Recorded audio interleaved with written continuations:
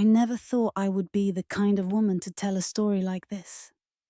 My name is Alec Rose, and until recently, I believed my life was simple, safe, and steady. I thought I knew my husband better than anyone else in the world. After all, we had built our entire lives side by side.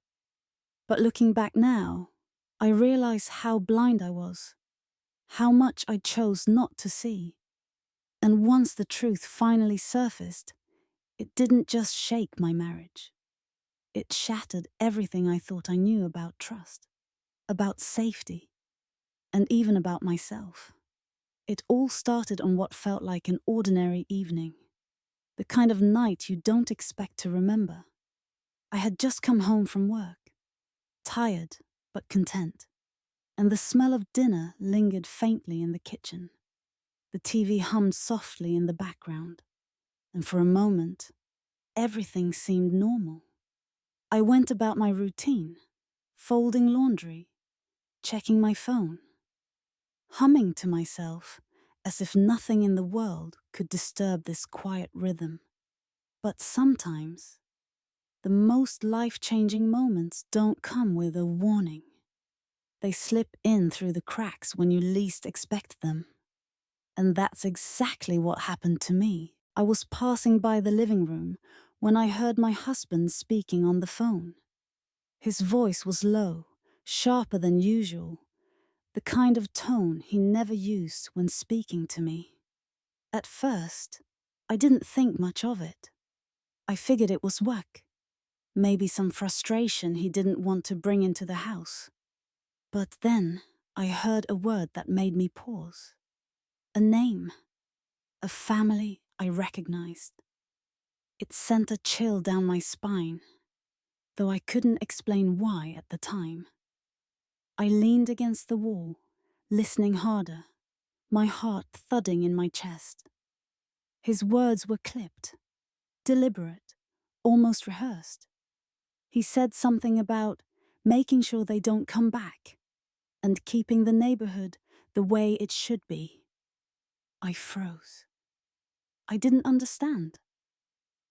Was he talking about our neighbors? The Garcias? The ones who had left so suddenly a few months back?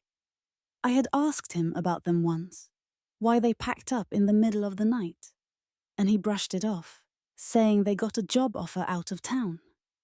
I believed him then. Why wouldn't I? But hearing his voice now, hearing that tone, it twisted inside me like a knot. I remember standing there, torn between stepping into the room and pretending I hadn't heard a thing. My palms were sweating, my breath shallow. Something in me told me not to interrupt, not to let him know I was listening. And that instinct alone frightened me. Why was I afraid of my own husband's words? When the call ended, I scrambled back to the kitchen, my heart still pounding. I grabbed a dish towel and pretended to busy myself, my hands trembling as I tried to fold it. He walked in a moment later, smiling as if nothing had happened, asking me about my day. I smiled back, forcing my voice to sound normal. But inside, my thoughts were racing. That night, I lay awake long after he had fallen asleep beside me. I stared at the ceiling, replaying his words over and over in my mind. Making sure they don't come back. What did that mean? Who was he talking to? Why did it sound so wrong?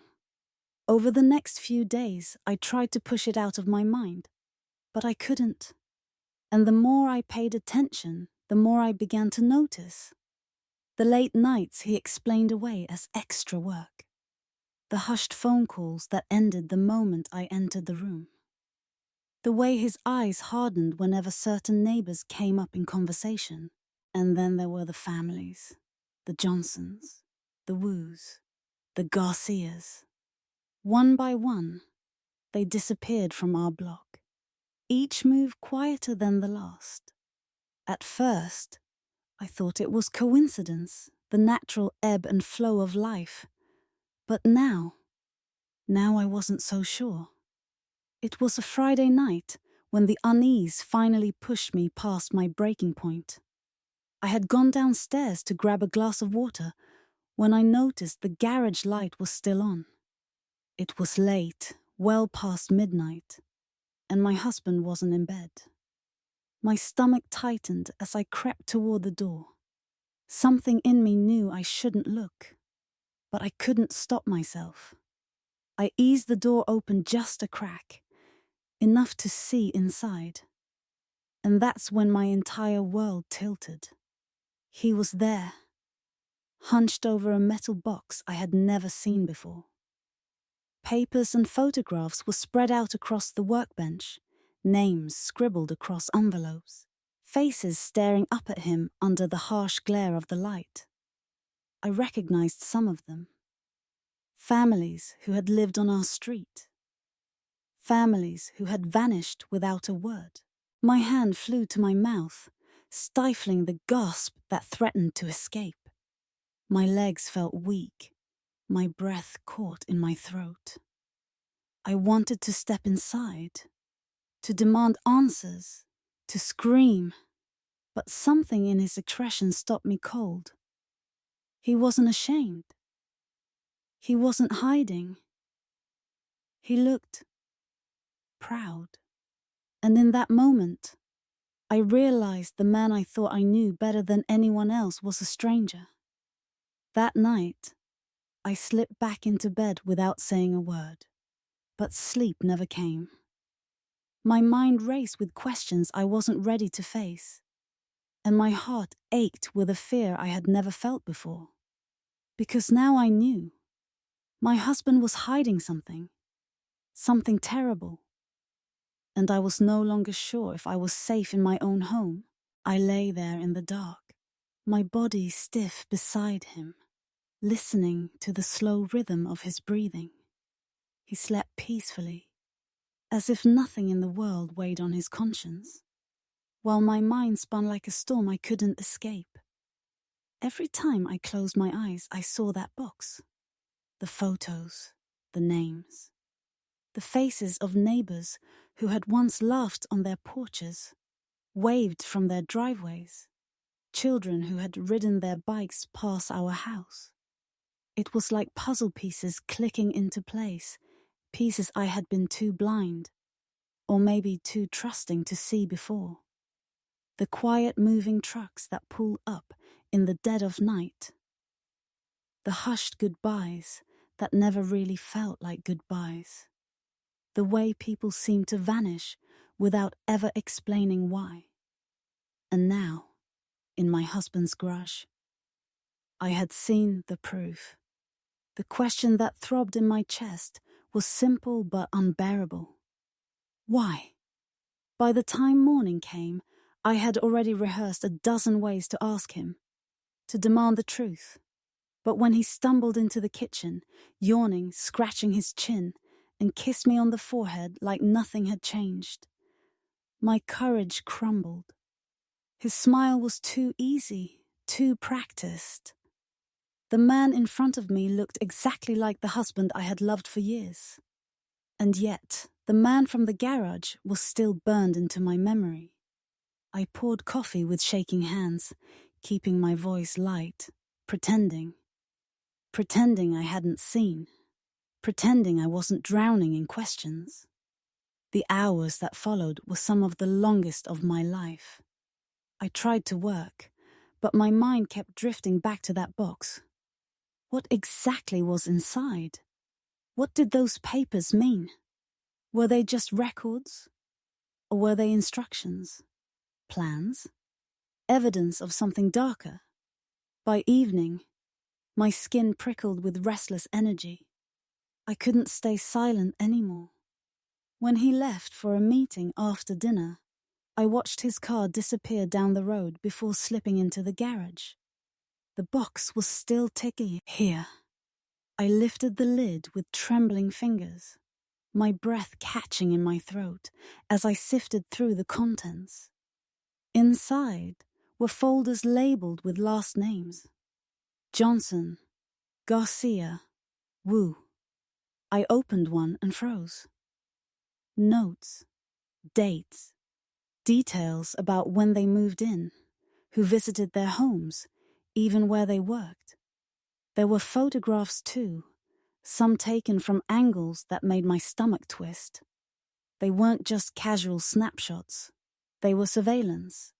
And then I saw something that nearly made me drop the folder. My own handwriting. Or at least something that looked like it. It was a grocery list I had left on the counter months ago, copied down and filed in a folder marked household records. I didn't understand it, but the message was clear. He wasn't just watching the neighbors. He was watching me. My knees buckled. I sat on the cold garage floor, clutching the folder. My pulse racing so loud it felt like the walls might hear it. I wanted to scream. I wanted to burn the entire box and erase it from existence. But at the same time, I knew this wasn't just about me, or him. If I destroyed it, I would be destroying the only proof that these families had been targeted, singled out, and driven away. The sound of a car pulling into the driveway jolted me back to reality. My heart leapt into my throat. He was home. Panicked, I shoved the folder back, slammed the lid shut, and flicked off the light. I barely made it upstairs before I heard the garage door creak open. I dove onto the couch, pretending to scroll through my phone, forcing my breath to steady as he walked in. "Everything all right?" he asked, his tone casual. I smiled weakly, nodding, but inside I was trembling. That night I couldn't sleep again. Every sound outside the window felt like a threat. Every shadow in the hallway felt alive. The box had become a weight pressing on my chest, heavy with secrets I wasn't ready to carry. Days turned into bunged weeks, and I lived in two worlds at once. On the surface, I was the same wife I had always been, smiling, cooking, going through the motions. But underneath, I was unraveling. My mind replayed everything I had seen, everything I had heard, twisting it into darker possibilities. I began to notice other things too. The way some neighbors looked at me, like they knew something I didn't. The way conversations seemed to stop when I entered a room. The cars that lingered too long outside our street at night. It wasn't just him. It couldn't be. One evening, as I set the table for dinner, I caught him staring at me. Not lovingly, not absent-mindedly, but studying me. His eyes flicked to the window, then back to me, as if he was weighing something. The air between us felt different now, thicker, dangerous. That was when the fear truly sank in. Not just fear of what he had done, but fear of what might happen if he realized I knew. I lay awake again that night, staring into the dark, a single thought gnawing at me until I could hardly breathe. If I stayed silent, was I safe, or was I already trapped? I didn't know how much longer I could live like that, pretending, smiling, swallowing down my own terror, while my heart pounded every time my husband looked at me. The house that once felt warm and safe had turned into a cage, and every day the bars grew tighter. But fear has a strange way of sharpening your senses. Once you know the truth, you can't help but notice the cracks you used to ignore. And for me, the cracks were everywhere. It was a Sunday afternoon when I finally let myself acknowledge it. I was sitting in the living room, pretending to read a magazine, when I saw him through the window. He was standing at the edge of the driveway, talking to two men I didn't recognize. Their voices were low, their heads bent close, and every so often they glanced toward the house toward me. The moment our eyes met, he gave them a quick nod, and they walked away. My stomach dropped. Who were they? Why did they look at me like that? When he came back inside, I asked, my voice shaky but casual, "Friends of yours?" He hesitated, just for a second, but I caught it. Then he shrugged. "Just some guys from work." I nodded, forcing a smile, but inside, I was screaming. The next few days, it became clear that whatever he was involved in, it wasn't just him. More and more, I noticed unfamiliar cars parked on our street. Sometimes they lingered with their engines running, headlights off like they were waiting. Other times, I'd hear the crunch of footsteps outside our windows long after midnight. When I brought it up to him, he brushed it off, saying I was imagining things. But the look in his eyes told me he knew exactly what I was seeing. And then came the letter. It was tucked inside our mailbox one morning, no stamp, no return address. At first, I thought it was just another bill. But when I unfolded the paper, my hands went cold. Inside was a single sentence, written in messy block letters. "Be careful what you're looking for." No name. No explanation. Just that chilling warning. I felt the blood drain from my face. My first instinct was to show it to him, but something inside me screamed not to. Instead, I folded it back up, shoved it into my pocket, and pretended nothing was wrong. But my heart wouldn't stop racing. That night, I couldn't stop thinking about it. Had someone seen me in the garage? Did they know I had looked through the box? Or was this just their way of reminding me that the walls had ears, that I was being watched every second? I began locking every window, every door, double-checking them before bed. Still, I couldn't shake the feeling that no lock could keep me safe anymore. One evening, I was in the kitchen when I heard voices again, this time coming from the garage. My husband wasn't alone. I crept down the hallway, pressing my ear against the door. What I heard made my skin crawl. "They're getting too close," one of the men said. "We can't risk it." "She won't say anything," my husband replied. "She knows better." The silence that followed was worse than the words. And then came the low chuckle of another man. "Let's hope you're right. Otherwise, we'll have to handle it." My body froze. My knees buckled beneath me, and I pressed a hand to my mouth to keep from gasping. They were talking about me. I stumbled back to the kitchen, my whole body trembling. My mind screamed at me to run, to get out of that house before it was too late. But where would I go? Who could I trust?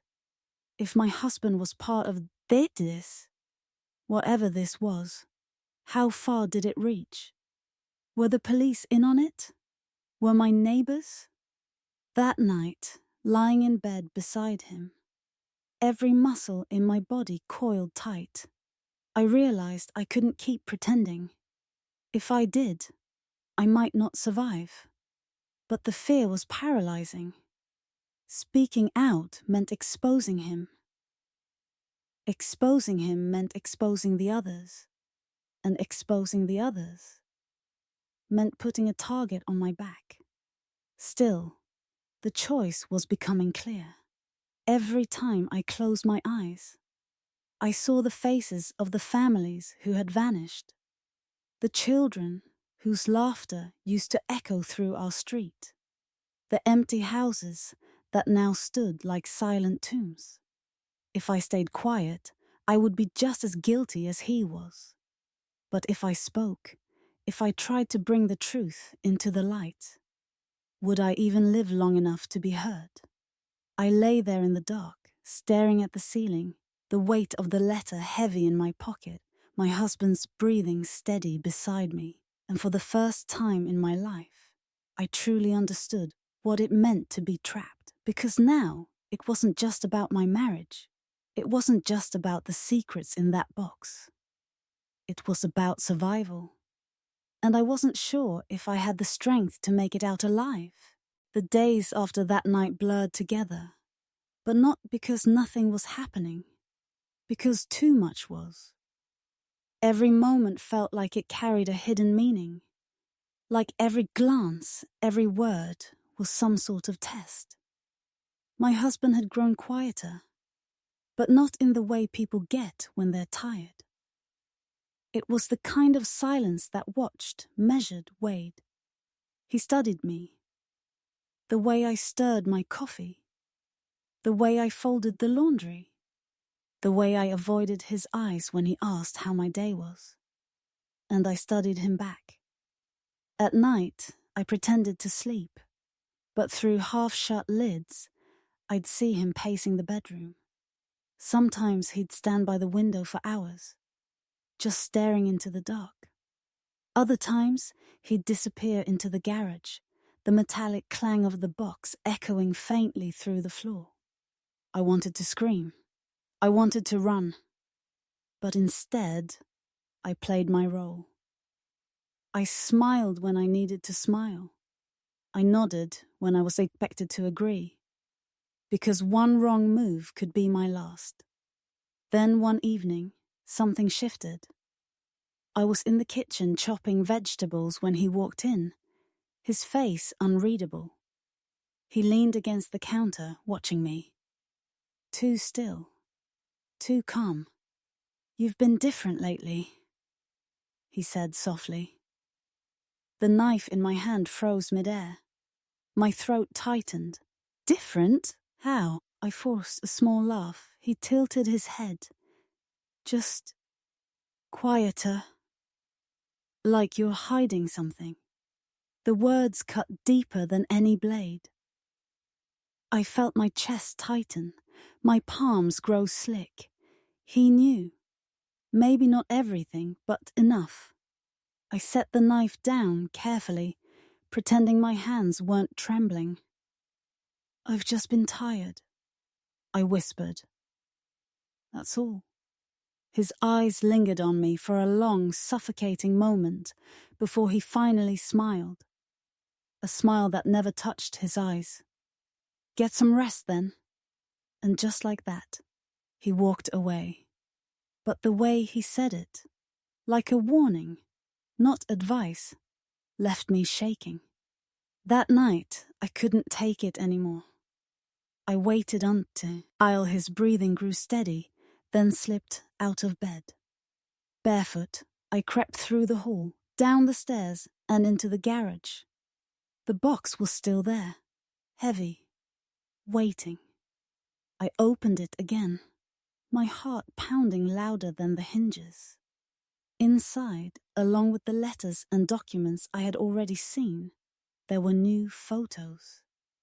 Families, children, faces I recognized from down the street. Smiling, innocent, unaware. But these weren't happy family photos. They were surveillance. Shots taken from a distance. Through windows. From cars. Watching them. My stomach lurched. I covered my mouth to stop from crying out. And then, tucked in the corner, I found something worse. A list. Names. Addresses. Some with check marks. Others with blank spaces beside them. My hands shook as I read them. Half the names belonged to families who were already gone. The check marks confirmed it. And the ones left blank. My own name wasn't there. Not yet. But I had no doubt. It was only a matter of the time. I shoved the papers back inside, slammed the lid shut and spun around, only to see him standing in the doorway. The blood drained from my face. He didn't say a word. He just stared at me, his silhouette framed in the dim light, his hand resting on the doorframe. "How long have you known?" His voice was low, too low. I opened my mouth, but nothing came out. My body felt paralyzed. He stepped closer, his eyes cold, unblinking. "Answer me." Tears burned my eyes. I found the letter," I stammered. "I didn't mean to." "Don't lie to me, Alec." His voice snapped like a whip. My knees buckled, but I forced myself to stand tall. For the first time in years, I looked him in the eye, even as my whole body shook. "You hurt them," I whispered. "All those families. You drove them out. You ruined their lives." The silence that followed was unbearable. Then, slowly, he smiled. "You don't understand," he bellowed calmly. "We're protecting what's ours. You'll see." Protecting.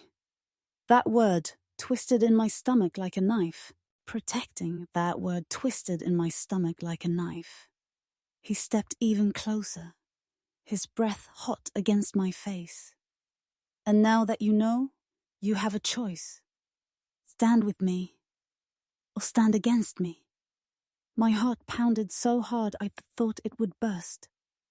That was the moment I realized there was no more pretending. No more playing the loyal wife. No more locking the doors and hoping it would be enough. I had been given an ultimatum. And no matter what I chose, nothing would ever be the same again. I barely slept that night. After his words, "Stand with me or stand against me," my mind spun in endless circles. No matter how I twisted it, no matter how I replayed his voice in my head, it all led to the same terrifying truth. My husband no longer saw me as his wife. He saw me as a threat. And threats didn't last long in his world. The next morning, the house felt heavier than ever before.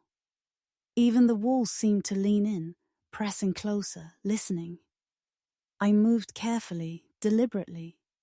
Every step rehearsed so I wouldn't betray myself. He watched me like a hawk, his eyes sharp and unreadable. Every smile I gave him felt fake. Every breath I took felt stolen. By noon, he disappeared into the garage again. The same garage that now felt more like a tomb. I stayed upstairs, staring out the window, but my reflection stared back at me, hollow-eyed, trembling. My life had become a prison, and the jailer was the man I once trusted with everything. I kept thinking about that list. The names, the check marks, the blank spaces. Families who didn't even know they were being hunted. People who thought their lives were normal, safe, until it was too late. And I thought about my own name, waiting to be written in ink. By evening, my decision was made. I couldn't stay. I couldn't risk waiting for the moment he decided I didn't belong anymore. I had to get out. But leaving wasn't just about me anymore. It was about those families too. If I walked away without doing anything, I'd carry that guilt forever. I paced my room, heart racing. The box. I needed the box. It was proof. Without it, my words would just be dismissed as paranoia, a grieving wife spinning stories. But with it, maybe someone would listen. Maybe the truth would finally surface. When the house grew quiet, I slipped down the hall. My hand shook as I turned the doorknob to the garage. The air inside smelled of oil and dust, heavy and suffocating. The box sat where it always did, tucked against the wall like a beast waiting to pounce. I bent down, gripped the cold metal and lifted it. But just as I straightened up, the overhead light flicked on. He was there. My blood froze. The box slipped from my hands and clattered to the ground, papers spilling across the floor. His face was calm, almost too calm, and that was what terrified me most. "Where are you going with that?" His voice was low, controlled, like he already knew the answer. I scrambled for words, but none came. My lips trembled, my chest heaved. He stepped closer, slow, deliberate. "You think you can just walk away? Take everything and ruin us?" The papers fluttered across the concrete, the names and photos scattering like broken glass. My eyes darted toward the door, but he caught the movement. His smile sharpened. "You won't make it out," he whispered. I stumbled back, my foot hitting the edge of the box. My whole body screamed at me to run, but my legs felt like stone. He crouched down, gathering the papers with unnerving care. One by one, he stacked them neatly, his hands steady, his breathing calm. Then he looked up at me, his eyes glinting with something I had never seen before. Something darker than anger. "You think these people matter more than your own family? More than me?" His voice rose, echoing through the garage. "After everything we did to protect us." Tears blurred my vision, but I didn't answer. My silence was louder than words. And he knew it. In a flash, he slammed his fist against the wall, the sound cracking like thunder. I jumped, my heart lurching into my throat. "You made your choice," he said coldly. I tried to move toward the door, but he blocked me, his frame towering over mine. The box sat between us, a silent witness to the truth that had destroyed everything. For the first time, I realized this wasn't just about secrets or lies anymore. This was about survival. If I didn't get out tonight, I never would. The tension wrapped around me like barbed wire, every second stretching longer, sharper. He stared at me, waiting, daring me to act. And in that moment, with my breath shaking and my heart pounding, I knew this was the breaking point. One of us wasn't walking out of that garage unchanged.